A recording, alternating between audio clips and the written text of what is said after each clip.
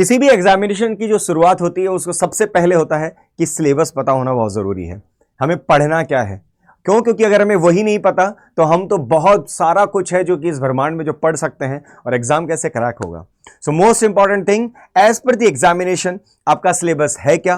CLAT consortium ने जो है हमारा जो एनएलयू कंसोरियम है उसने आपके लिए 2024 क्लैट के लिए क्या सिलेबस है जो अब बताया है, क्या अपडेट्स हैं उस सिलेबस के अंदर, ये सब कुछ मैं इस पूरे सेशन में कवर करने वाला हूं।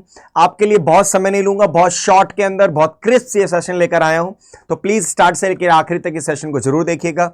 और इसके साथ के साथ एक चीज और है, वो ये है कि प्लीज इस सिलेबस के अकॉर्डिंगली जो बुक्स हैं उसकी वीडियो भी मैं ऑलरेडी जो है आप लोगों के लिए लेकर आ रहा हूं, तो आप वो बुक्स की भी वीडियो को रेफर कर सकते हैं सो दैट आपका जो सिलेबस है उसको पढ़ना कैसे है, उसके लिए आपको बुक्स कौन सी चाहिए वो सब भी आपको उस सेक्शन के अंदर आपको मिल जाएंगी। मैं हूं एडवोकेट विजेंद्र सिंह चौधरी और स्वागत करता हूं आप सभी का आपके चहेते channel law and other entrance examinations के इस चैनल के ऊपर। एक लाइक जरूर बनता है, वो जरूर कर दीजिएगा और कमेंट बॉक्स में मुझे जरूर डाल दीजिएगा जब सेशन खत्म होता है उसके बाद में, अगर आपको कोई भी ऐसी चीज जो कि आपको कमी रह गई हो या फिर आप चाहते हो कि वो आपको इसके अंदर मैंने केटर नहीं किया है। सबसे पहली चीज CLAT. CLAT is a common law admission test जो कि यूजी और पीजी दो कैटेगरीज के अंदर होता है। यूजी जो कि 5 ईयर एलएलबी के लिए होता है, पीजी जो कि आपका जो एलएलएम कोर्स है उसके लिए होता है। तो once you are done with your 12th class, आप या तो 12th अपियरिंग हो या फिर आपने 12th अपियर कर दिया है, मतलब आप ऑलरेडी 12th पास आउट है, दोनों ही तरीके की कैटेगरी के बच्चे जो हैं वो एलिजिबल हैं। बेस्ट बशर्त अगर आप 12th अपियरिंग है तो एक चीज का ध्यान रखें, अगर आपका क्लैट क्वालिफाई हो जाता है then you must have at least 45% in general category and 40% in ST category. ये मार्क्स आपके 12th में आने ही चाहिए। चलिए आगे बात करता हूं सबसे पहली, और वो है आपके लिए एक इंपॉर्टेंट वेबसाइट। ये वेबसाइट है बेटा consortiumofnlus.ac.in। यही वो वेबसाइट है जहां पे जाके आपको फॉर्म फिल करना है, जहां पे जाके आपको सारी चीजें चेक करनी है और यहां पे आपको आपके सैंपल पेपर्स भी, अगर आपने फॉर्म फिल नहीं किया है तो आपको मैं बता दूं कि जिन्होंने फॉर्म फिल कर दिया है, सारा प्रोसेस फिनिश कर दिया है, उनके लिए ऑलरेडी कंसोरियम ऑफ एनएलयूज ने सैंपल पेपर भी रिलीज कर दी हैं, जिनको हमने ऑलरेडी एनालिसिस भी करवा दिया है हमारे चैनल के ऊपर। आप देख सकते हैं किस तरीके का आपकी बार पेपर आने वाला है, क्या थॉट प्रोसेस आपकी होनी चाहिए, किस एरियाज को आपको ज्यादा अच्छे से पढ़ाई करनी है, ये सब कुछ सैंपल पेपर से आपको आइडिया लग जाता है। तो सैंपल पेपर्स भी आपको यहीं मिलेंगे क्लैट 2024 सेक्शन में। जब आप जाएंगे वहां जाके आप अपने आप को रजिस्टर कर सकते हैं, लॉगिन कर सकते हैं और उसके बाद में आप वहां से अपने सैंपल पेपर्स को भी एक्सेस कर सकते हैं। आगे बढ़ते हैं। सबसे पहले और सबसे इंपॉर्टेंट चीज वो है आपका सिलेबस, और सिलेबस के अंदर कुछ चीजें हैं जो कि बहुत माइन्यूटली आप लोग जज कर लीजिएगा। क्यों? क्योंकि यह आपके आखिरी तक बहुत काम आने वाला है।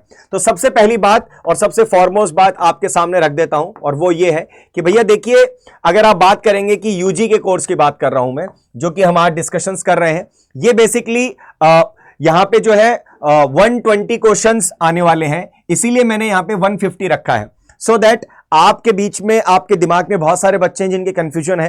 क्यों? क्योंकि क्लैट जो है वो पहले 150 क्वेश्चंस का होता था, लेकिन अब इस 150 को हटा के क्लैट कंसोरियम ने 120 क्वेश्चंस कर दिए हैं।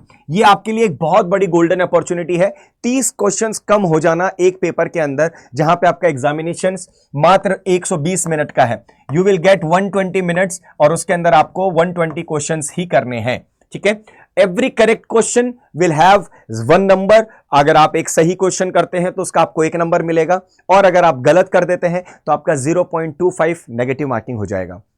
5 इंपॉर्टेंट सब्जेक्ट्स हैं जो कि आपको पढ़ने हैं, जिसमें से सबसे पहला है आपका that is your English language. After your English you will have your current affairs including your general knowledge. बहुत सारे बच्चे कंफ्यूज हैं कि सिर्फ करंट अफेयर आता है। नहीं बेटा, general knowledge is very important in your current affair section. यहां पे मैं आपको आगे चल के, जब आप मेरे साथ रेगुलरली पढ़ेंगे, तो मैं अभी सेक्शन लेके आ रहा हूं जहां पे हम पैसेज बेस्ड पूरा का पूरा पैटर्न के ऊपर जो है एक सीरीज लेकर आ रहे हैं। तो आप वहां पे देख सकते हैं कि कितना करंट अफेयर से आता है, कितना जीके से आता है।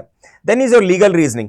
लीगल रीजनिंग का मतलब ये नहीं है कि उन्हें लॉयर्स चाहिए, बट एक बच्चे के पास में बेसिक प्रिंसिपल्स का आइडिया होना जरूरी है लॉ के सभी इंपॉर्टेंट सब्जेक्ट्स का। Whether you talk about law of contracts, whether you talk about law of torts, whether you talk about law of constitutional law, whether you talk about law of crime, and then there are miscellaneous laws, there are laws related to environment, there are laws related to Hindu succession and whatever, these are miscellaneous laws which are also the part of it. So ये main 5 sections हैं जो कि आपको legal reasoning के अंदर हैं जिनके basics आपको पता होने ही चाहिए।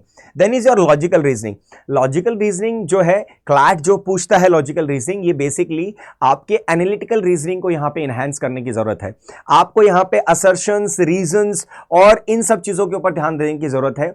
आपकी रीडिंग स्किल्स बहुत अच्छी होनी चाहिए और very important that is your comprehending power. अगर आपका कॉम्प्रीहेंडिंग पावर अगर अच्छा है तो आप अपना logical as well as English, ये दोनों सेक्शंस में बहुत अच्छा स्कोर कर सकते हैं and they are highly scoring areas. अगर मैं बात करूं English, logical reasoning and legal reasoning, ये तीन सेक्शंस ऐसे हैं जहां पे आप बहुत बढ़िया स्कोर कर सकते हैं। इनफैक्ट आई वुड से कि आपका लगभग 25% जो है वो आपका लीगल रीजनिंग कवर करता है, 20% आपका इंग्लिश एंड लॉजिकल करता है, तो 40 + 20 दैट इज 65%। 65% आप 100% इनमें से पूरे मार्क्स आप स्कोर कर सकते हैं, that is around 80 number. 80 number आप आराम से यहां से कवर कर सकते हैं अगर आपने इन तीनों सेक्शंस को बहुत अच्छे से कर लिया। Now let's talk about quantitative aptitude. ये बेसिकली डीआई बेस्ड के ऊपर जो है पैटर्न जो है जिसको फॉलो कर रहा है क्लैट। तो अगर आप डरते हैं डीआई से, मैथ से, तो मैं आपको बता दूं ये बहुत बेसिक मैथ्स आती है। It is just that it needs some practice. आपके पास में another 3 months you have, in these 3 months आप बहुत दिल लगा के डेली बेसिस के ऊपर अपने एक एक कोर एरियाज को टारगेट करें और उनके ऊपर मेहनत करना स्टार्ट करें। There would be very easy कि आप ये आराम से क्लैट 2024 जो है वो क्वालिफाई कर पाएंगे। चलिए आगे बढ़ते हैं। इंग्लिश में क्या क्या चीजें हैं जिनके ऊपर आपको फोकस करने की जरूरत है जो कि आपके लिए बहुत इंपॉर्टेंट है। तो सबसे पहला एंड सबसे foremost that is read and comprehend the main point. जब भी आपके सामने पैसेज आता है उस पैसेज को आपको पढ़ना है, उस पैसेज को समझना है और उसके बाद उसको कॉम्प्रीहेंड करना है। दैट मीन्स ऑथर कहना क्या चाहता है, what is the sense and what is the meaning of this complete passage. उस पैसेज में उसका बेसिकली क्या आइडिया है जिसको वो आपको बताना चाह रहा था। So you need to read it very properly and with that you have to comprehend it. और रीडिंग स्किल्स जो है ये आपके बहुत ही स्ट्रांग होने चाहिए क्लैट जैसे एग्जामिनेशंस को क्वालिफाई करने के लिए। ठीक है, आगे बढ़ता हूं। Draw inferences and conclusion based on the passage. जो आपके क्वेश्चंस आते हैं उनके अंदर इन्फ्रेंसेस और कंक्लूजन्स आपको बनाने होते हैं, लेकिन ये तभी आप बना पाएंगे जब आपने उस पैसेज के इसेंस को समझ पाए, उस पैसेज का क्रक्स समझ पाए। अगर आप क्रक्स नहीं समझ पाए तो आप इन्फ्रेंसेस नहीं निकाल पाएंगे। इन्फ्रेंसेस का मतलब है कि आपको वहां से इंटरप्रिटेशन करनी है कि वो क्या पूछ रहा है क्वेश्चन और उस पैसेज में से करनी है आपको। ठीक है, so it is very important that you should have very good comprehending as well as reading skills. Next is your summarise the passage, same the crux. अगर आप समराइज कर देंगे दैट मींस आपके सामने 40 लाइनों का एक पूरा पैसेज है, आपने उसको 5 लाइन के अंदर समराइज कर दिया कि बेसिकली ये पैसेज ये कहना चाहता है। So you need to summarise it. ठीक है, ये स्किल आपको अभी से डेवलप करने की प्रैक्टिस स्टार्ट करनी पड़ेगी and 3 months are more than enough to develop all these skills. Now compare and contrast. ठीक है, अब क्या होता है कि कुछ आर्ग्यूमेंट्स होते हैं, कुछ व्यू पॉइंट्स होते हैं। ठीक है, हो सकता है कि ऑथर ने कोई व्यू पॉइंट्स दिए हैं और वहीं पे ऑथर के सामने कोई एक और इंसान है जो कि वो अपने व्यू पॉइंट्स दे रहा है। अब यहां पे आपको कंपेयर और कंट्रास्ट करना पड़ सकता है कि कौन है जो कि ऑथर के व्यूज के साथ कंट्रास्ट कर रहा है, कौन है जो ऑथर के व्यूज के साथ में जा रहा है। सो ये सारी चीजें जो है आपको यहां पे इन्फ्रेंट करनी पड़ सकती हैं। Now understand the meaning of various words and phrases used in the passage. बहुत सारे वोकैब के वर्ड्स जो होते हैं उनके मीनिंग्स पूछे जा सकते हैं, एंटोनिम्स पूछे जा सकते हैं, सिनोनिम्स पूछे जा सकते हैं। ये सारे के सारी जो चीजें हैं ये आपके सिलेबस के अंदर हैं जो कि आपको इंग्लिश के अंदर पढ़नी है। तो फॉरमोस्ट अगर किसी चीज के ऊपर जाऊं कि भैया पूरे के पूरे सिलेबस के अंदर सबसे इंपॉर्टेंट चीज क्या है, तो सबसे इंपॉर्टेंट चीज आपको समझ में आएगी वो है बेटा आपकी रीडिंग स्किल, और रीडिंग के बाद में है बेटा आपका क्रक्स निकालने का पावर। कितना अच्छा आप कॉम्प्रीहेंड कर सकते हैं। अगर इन चीजों को आप फॉलो कर लेते हैं तो इंग्लिश के अंदर आप बहुत अच्छा स्कोर कर सकते हैं। Let us come to the very important part that is your current affairs including your general knowledge. देखिए करंट अफेयर्स क्या है। करंट अफेयर्स के अंदर बेसिकली जो भी अभी के हाल फिलहाल के जो इवेंट्स चल रहे हैं उन इवेंट्स के साथ में आपको 19 इवेंट्स से रिलेटेड पुरानी बातों को भी पढ़ना पड़ता है। तो there has to be a 360 degree analysis of everything. ठीक है, 360 डिग्री का जो डीप एनालिसिस होता है वो हर नए इवेंट का आपको करना होता है। इट जस्ट डजंट मीन कि जैसे suppose last year Droupadi Murmu ji का पैसेज आया था, what does that mean? Droupadi Murmu ji recently president बनी थी लास्ट ईयर, राइट? लेकिन अब द्रौपदी मुर्मू जी से रिलेटेड क्वेश्चन रिसेंट के नहीं पूछे गए हैं, उनसे रिलेटेड और प्रेसिडेंट पोस्ट से रिलेटेड बहुत सारे क्वेश्चंस पूछे गए कि पहला प्रेसिडेंट इलेक्शन कब हुआ, पहला दलित प्रेसिडेंट कौन था, राइट। प्रतिभा पाटिल इससे पहले पहली फीमेल थी, तो उनका कौन से ईयर के अंदर वो जो है प्रेसिडेंट बनी, कौन से पर्टिकुलरली सेशन के अंदर वो प्रेसिडेंट रही। तो ये स्टैटिक जीके चला गया बेटा। हाँ, करंट में सिर्फ एक चीज पूछा कि भैया द्रौपदी मुर्मू जी प्रेसिडेंट बनने से पहले कहां की गवर्नर थी। इसी तरीके से आपसे करंट के साथ में, जब आप करंट की कोई इवेंट पढ़ते हैं तो उसके साथ आपको स्टैटिक भी पढ़ना पड़ेगा, ठीक है। So now contemporary events of significance from India and the world, ऐसे जो भी इवेंट्स जिनसे डायरेक्टली इंडिया का इंपैक्ट पड़ता है इंटरनेशनल न्यूज के अंदर, वो आपको पढ़ने की जरूरत है। और ऐसे कंटेम्परेरी इवेंट्स जो कि रेगुलर बेसिस के अंदर फ्रीक्वेंट है, रेगुलर बेसिस में चल रहे हैं, हम देख रहे हैं, और उनके इंडिया के ऊपर उसका एक बड़ा इंपैक्ट भी है, ठीक है, उन इवेंट्स को आपको बहुत अच्छे से देखने की जरूरत है। आगे बात करता हूं art and culture. Art and culture से रिलेटेड अगर आपके कोई भी रिलेटेड टॉपिक्स हैं, उनको आपको बहुत अच्छे से पढ़ने की जरूरत है। क्यों? क्योंकि यहां से डायरेक्ट क्वेश्चंस बनते हैं। जैसे सपोज अवार्ड्स हो गए, राइट, अवार्ड्स हो गए, डिफरेंट फॉर्म्स ऑफ डांसेस हो गए, these are part of art and culture. New अभी रिसेंटली जो है आपने देखा होगा स्टैचूज हैं, उनके बारे में कहीं से पूछा जा सकता है। ये सारी की सारी चीजें जो है ये आपको यहां से जज करनी होंगी। नाउ इंटरनेशनल अफेयर्स तो बहुत सारे होंगे। When you come to the newspaper there would be so many international affairs in that, but which affairs are important for us? All the international affairs which are directly related to India, जो कि India से directly connect होते हैं या फिर उनका impact India के ऊपर पड़ सकता है, जैसे रशिया एंड यूक्रेन वॉर, ठीक है। रशिया एंड यूक्रेन वॉर का एक बहुत बड़ा इंपैक्ट है जो कि इकोनॉमिकली इंडिया पे पड़ रहा है, because Russia has been sanctioned by western nations, ठीक है। तो आप वहां से जो भी क्रूड ऑयल के जो ट्रांजैक्शंस कर रहे हैं उसमें प्रॉब्लम आ रही है। Then is your money transactions के अंदर आपको दिक्कत आ रही है, तो ये सारे डायरेक्टली इंपैक्ट कर रहे हैं। Similarly the crisis which happened in Sri Lanka, तो वहां से आपको डायरेक्टली इंपैक्ट पड़ता है। तो ये सारी चीजें आपके लिए इंपॉर्टेंट हो जाती हैं। So that is why I say that international affairs would only be important which are directly connected to India directly or indirectly. Now let's talk about historical events of continuing significance. ऐसे events जो कि historical है but they have continuous significance, जो कि आज भी signifying कर रहे हैं हमारी प्रेजेंट सिनेरियो के अंदर, ठीक है। So if you talk about any Olympics, if you talk about sports, जो कि अब जैसे for an example world cup, तो हमने वर्ल्ड कप के बारे में देखा कि this year we have world cup in India, right, India is hosting now. अब ये पूछा जा सकता है कि इंडिया का जो है फर्स्ट वर्ल्ड कप इंडिया ने कब जीता था। So now you have to reply on that, ठीक है। तो ये हिस्टोरिकल सिग्निफिकेंस है इस इवेंट का जो अभी हो रहा है, right. So that is how you have to collect your ideas and make sure कि आप इनको इस तरीके से पढ़ें करंट अफेयर्स को with your significance of your past studies, ठीक है बेटा। चलिए नेक्स्ट इंपॉर्टेंट सब्जेक्ट है जो कि आपका आता है legal reasoning. Very very amazing subject, जहां पे आप 100 आउट ऑफ 100 स्कोर कर सकते हो अगर आप सिर्फ एक ही चीज पे स्टिक करते हो, दैट इज पैसेज। आपका जो पैसेज होता है उस पैसेज के अंदर एक पूरा का पूरा डिटेल्ड एक लॉ होता है, एक लॉ को बताया जाता है उसके अंदर, और उसको आपको पढ़ना होता है। उसके बाद में फिर आपके सामने कुछ प्रॉब्लम्स आती हैं। प्रॉब्लम्स क्या होती हैं? Problems are nothing but they are cases. जैसे कि एक्स एंड वाई है, वो एक पिकनिक के ऊपर चले गए और पिकनिक के ऊपर जाने के बाद वो जंगल के अंदर जो है खरगोश को जो है वो हिट करने के लिए जो शूट कर रहे थे खरगोश को, और एक झाड़ के पीछे से जो है अचानक से एक को हिलने की आवाज आई और उन्होंने सोचा खरगोश वहां छुपा हुआ, उन्होंने गोली चला दी और वो गोली किसी एक इंसान को लग गई।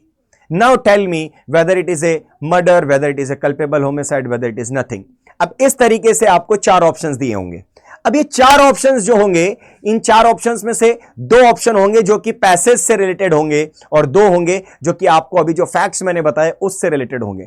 लेकिन आप लोग भावनाओं में ना बह के पैसेज के ऊपर जाएंगे, फैक्ट्स के ऊपर नहीं जाएंगे। पैसेज में क्या कानून बताया है कि क्या ये मर्डर है या फिर ये कल्पेबल होमिसाइड है, क्या यहां पे मैनसरिया था, नहीं था, ये सारी चीजें आपको पैसेज में दी होंगी, ठीक है। आपको उसके बिहाफ पे आंसर देना है। सो each passage would be followed by series of questions। एक पैसेज होगा, उस पैसेज के बाद में सीरीज ऑफ क्वेश्चंस होंगे। जैसे मैंने एक पूरा पैसेज में समझा दिया कि भैया व्हाट इज मर्डर, ठीक है, 302 क्या होता है, सेक्शन 299 क्या होता है, सेक्शन 300 क्या होता है, सेक्शन 307 क्या होता है। ये सारे सेक्शंस का पूरा एक डिटेल्ड पैसेज मैंने आपको पढ़ा दिया। अब फिर एक सीरीज ऑफ क्वेश्चंस आएंगे, 5-6 क्वेश्चंस उसी पैसेज से रिलेटेड होते हैं। Now you have to identify and infer the rules and principles. अब जो उस पैसेज में रूल्स और प्रिंसिपल्स बताए हैं आपको उनको इन्फर करना है। तो जो आप पैसेज की जब आप रीडिंग करते हैं तो उसके अंदर आपको सिर्फ उन्हीं चीज को अंडरलाइन करना है जो कि रूल्स एंड रेगुलेशंस जो है वो लेट डाउन किए गए हैं वहां पे। Now apply such rules and principle. अब उन्हीं रूल्स एंड प्रिंसिपल्स को आपको उन क्वेश्चंस के अंदर अप्लाई करना है। This is what you need to do in your complete legal section. यहां पे आपको टॉर्ट्स, यहां पे आपको कॉन्ट्रैक्ट, यहां पे आपको क्राइम और कॉन्स्टिट्यूशन, ये मोस्ट इंपॉर्टेंट एरियाज हैं जिसके ऊपर आपको बहुत अच्छे से फोकस करना है। साथ के साथ में लेटेस्ट लीगल करंट अफेयर्स जो हैं उनको जरूर चेक करते चलना कि वहां से भी डायरेक्टली पैसेज बन जाते हैं। ठीक है बच्चे, चलिए आगे बढ़ते हैं और आपको समझाने की कोशिश करता हूं कि भैया लॉजिकल रीजनिंग क्या है। लॉजिकल रीजनिंग नटशल में मैंने आपको बता दिया कि basically it focuses on analytical. ठीक है, यहां पे क्रिटिकल एनालिसिस किया जाता है, एनालिटिकल रीजनिंग जो है वो यहां पे ज्यादा फोकस की जाती है। तो आपको रीडिंग स्किल्स बहुत अच्छी करने की जरूरत है, आपके इंटरप्रिटेशंस बहुत अच्छे होने चाहिए। That is what is judged in your analytical reasoning, that is what is judged in your logical reasoning. Basically आपको लॉजिक देना है, हर चीज के पीछे कुछ ना कुछ होने के पीछे कोई लॉजिक होता है, वो लॉजिक ही आपको यहां पे बताना है कि इसके पीछे का ये लॉजिक है। चलिए आगे बात करते हैं। Next but last that is your quantitative techniques. देखिए क्वांटिटेटिव टेक्निक्स जो है ये प्योरली मैथ्स है, this is related to maths. बहुत सारे बच्चे कहते हैं कि सर देखिए बात ऐसी है कि हम तो लॉ करने जा रहे हैं, मैथ्स की क्या जरूरत है। दिस इज बेटा basically A maths of 10th standard. That means you should have that much of caliber to solve 10th class mathematics. So that is not too much. यहां पे आपको ratios, proportions, then is a basic algebra, mensuration, statistical estimations, what do you say, compound interest percentage, सिर्फ इसी तरीके के question है, बहुत simple question होते हैं। सिर्फ और सिर्फ इसकी जो बेसिकली जो आपका क्वेश्चन को सॉल्व करने का जो आपका तरीका है, बेसिकली आपकी अप्रोच क्या है उस क्वेश्चन को लेने की, वो इंपॉर्टेंट होती है क्लैट के अंदर। क्लैट जो है क्वेश्चन बहुत आसान देता है, लेकिन there are always two approaches to that question. One is a lengthy approach and one is a very short and very great approach, जिसके थ्रू आप बहुत जल्दी सॉल्व कर सकते हैं और एक ही क्वेश्चन से हो सकता है 2 या 3 क्वेश्चंस के आंसर आपको कोरिलेटिवली मिल भी जाए। तो ये टेक्निक्स जो है इसके लिए आपको एक बहुत अच्छे टीचर की जरूरत है जो कि आपको अड्डा 24/7 से मिलते हैं। आप यहाँ पे लेक्चर्स ले सकते हैं और अपने क्वांटिटेटिव एप्टीट्यूड को और बेटर कर सकते हैं। चलिए आगे बढ़ते हैं, नेक्स्ट की तरफ आते हैं। एग्जाम पैटर्न कैसा है ये मैं आपको छोटे से हिस्से के अंदर समझाने की कोशिश करूंगा कि जो एग्जाम का पैटर्न है वो कैसा है। तो यहां पे बेटा 2 घंटे का एग्जाम है, दैट इज 120 मिनट्स, 120 क्वेश्चंस होने वाले हैं। ये मल्टीपल चॉइस होने वाले हैं, 120 मिनट्स आपको मिलने वाले हैं। एक करेक्ट आंसर पे आपको 1 नंबर मिलता है और एक रॉन्ग आंसर पे 0.25 मिलता है। सेकेंड इंपॉर्टेंट चीज, this is not online exam, बहुत इंपॉर्टेंट चीज है, प्लीज ध्यान रखिएगा। दिस इज ऑफलाइन एग्जाम, ठीक है। ये पेपर पेन बेस्ड एग्जाम होता है, यहां पे आपको पेपर मिलता है और आपको अपनी OMR शीट के ऊपर जो है इसको फिल करना होता है, ठीक है। आपको OMR शीट मिलती है जिसके ऊपर आपको इसको फिल करना होता है। लेकिन कई बच्चे ऐसे हैं जिनको ऐसा लगता है कि भैया बहुत सारा पढ़ाई करना है या फिर थोड़ा कम करना है, तो उसके लिए मैं आपको बता दूं कौन से सब्जेक्ट में क्या लोड है। आप देखिए इंग्लिश लैंग्वेज अगर आप देखें तो लगभग 20% कवर करती है, लगभग 22 से 26 क्वेश्चंस आपके आने वाले हैं, ठीक है। अगर बात करूं करंट अफेयर्स की तो बेटा it holds 25% weightage and around 28 to 32 questions will be there from the current affairs and general knowledge. Legal reasoning that too again holds 25%, similarly 28 to 32 questions, and your logical reasoning is 20% and your quantitative aptitude is 10%. This is collectively a 100% paper. तो लगभग अगर मैं बात करूं ये 2 section ऐसे हैं जो कि आपका 50% होल्ड करते हैं, right, if I am not wrong. आप अगर चाहें तो आप लीगल रीजनिंग, इंग्लिश और लॉजिकल रीजनिंग, ये 3 ऐसे सेक्शंस हैं जो कि आपके 65% जो है वो होल्ड करते हैं। अगर ये आपके स्ट्रांग है then there are high probable chances कि आप 90+ का स्कोर जो है वो इजीली कर सकते हैं। 90+ का score can actually fetch you to the top 5 universities. चलिए, अगर इसको किस तरीके से करना है, क्या टेक्निक हो सकती है, क्या टेक्निक नहीं हो सकती है, इसके लिए आपको किस तरीके के टीचर्स की जरूरत है, क्या आपको अप्रोच है जिसके अंदर आपके बदलाव लाने की जरूरत है, तो उन सबको पढ़ाने के लिए आपके सामने ये स्ट्रॉन्गेस्ट टीम है जो कि अवेलेबल है। ये हैं आपके ये हैं आपके हनी सर जो कि आपको पढ़ाने वाले हैं लॉजिकल रीजनिंग, विवेक सर जो आपको पढ़ाएंगे क्वांटिटेटिव एप्टीट्यूड, मैं हूं विजेंद्र सिंह चौधरी, मैं पढ़ाने वाला हूं आपको लीगल एज वेल एज और करंट अफेयर्स। ये है आशीष सर जो कि आपको पढ़ाने वाले हैं इंग्लिश, ये है निकिता मैडम जो आपको पढ़ाने वाली हैं आपका लीगल रीजनिंग। तो ये 5 फैकल्टीज हैं जो कि आपके सारे सब्जेक्ट्स को कवर करने वाली हैं, और मैं आपके लिए एक्चुअली अलग से legal as well as current affair दोनों पढ़ाता हूं मैं, तो मैं आपके 2 सब्जेक्ट्स के अंदर आपके साथ जुड़ा रहूंगा। एक चीज है, अगर आप चाहें तो हमारे हसल 2.0 के अंदर ज्वाइन कर सकते हैं, सो दैट बेसिकली आपके पास बेस्ट नोट्स, बेस्ट तरीके से हैंड रिटन नोट्स, डीपीपीज, और सबसे इंपॉर्टेंट होता है विद मॉक टेस्ट। हमारे इस पैकेज के अंदर आपको मॉक टेस्ट भी मिलने वाले हैं, आपको डीपीपीज भी मिलने वाले हैं, आपको प्रैक्टिस पैसेजेस भी मिलने वाले हैं, and foremost very important thing, जब आप हमारे मॉक टेस्ट देंगे तो उन मॉक टेस्ट का डीप एनालिसिस भी बहुत जरूरी होता है। जब आप कोई भी मॉक टेस्ट देते हैं, उस मॉक टेस्ट को देने के बाद में आपने अगर उसको एनालिसिस नहीं किया कि बेसिकली ये मैं गलत हूं कहां पे। देखिए, आप मॉक देते हैं, मॉक के अंदर बहुत सारे बच्चे जो कहते हैं सर मैं तो 40-50 पे अटक कर रहा हूं, आगे बढ़ ही नहीं रहा। वो क्यों नहीं बढ़ रहे हैं? उसके पीछे आपकी अप्रोच, उसके पीछे आपका एनालिसिस, उसके पीछे आपकी understanding towards the basic principles, ये सब कुछ इंपॉर्टेंट होता है। और इन सबको स्ट्रॉन्ग करने के लिए ये टीम है जो आपको हेल्प आउट कर सकती है। And the course is worth of 48,000 rupees which is coming at just nothing more than 9,600 only on the code Y738. See, if you use this code, the advantage is I will be directly associated to you. This code is directly associated to me. So if you use this code, तो फिर आपको as a mentor मैं मिलने वाला हूं, जो कि आपको आपके टाइम मैनेजमेंट, आपके स्टडी प्लान्स, साथ के साथ में आपके एनालिसिस, और रेगुलर बेसिस में आपसे अपडेट्स लेने वाला वही मैं इंसान बनने वाला हूं, जो आपसे पूछेगा कि किस तरीके से आपकी पढ़ाई हो रही है, कहाँ आपको इश्यूज आ रहे हैं। ये सारी चीजें मैं आपके साथ में सॉल्व करने वाला हूं। तो अगर आप चाहते हैं कि मैं आपका मेंटोर बनूं, then you have to use only the code Y738. There might be you get calls from our telecallers or our company. You can directly tell them that I want to purchase my course, but I want to purchase with only and only the code that is Y738, and I want to get associated with Vijender sir. Then you would be directly given to my team. So you can use the code Y738 and join us, because जो batch है वो already start हो चुका है। Don't waste a single day now, क्योंकि ये सपना आपका ही नहीं, ये आपके घर वालों का भी है, और इस सपने को पूरा करने के लिए आपके साथ अगर कोई खड़ा है तो वो है अड्डा 24/7। क्योंकि क्लैट आज के टाइम पे इंडिया के अंदर सबसे कॉस्टलिएस्ट कोर्स है, लेकिन फिर भी we have made it so affordable for everybody, so that जिनका सपना है एक टॉप यूनिवर्सिटी से लॉ करके आगे जाके एक बहुत बड़ा वकील बनना, उसको हम पूरा करेंगे साथ मिलके। इसी के साथ आप लोगों से लेता हूं अलविदा। अगर सेशन पसंद आया हो, मेरी मेहनत पसंद आई हो, मेरा पढ़ाया हुआ, मेरा दिया हुआ ये पूरा का पूरा कंटेंट आपको समझ में आया हो, पसंद आया हो, तो एक छोटा सा लाइक और कमेंट बॉक्स के अंदर आप जरूर लिख दीजिएगा। इसी के साथ लेता हूं अलविदा। जय हिंद, जय Bharat. Signing off, advocate Vijendra Singh Chaudhary. Bye bye, take care.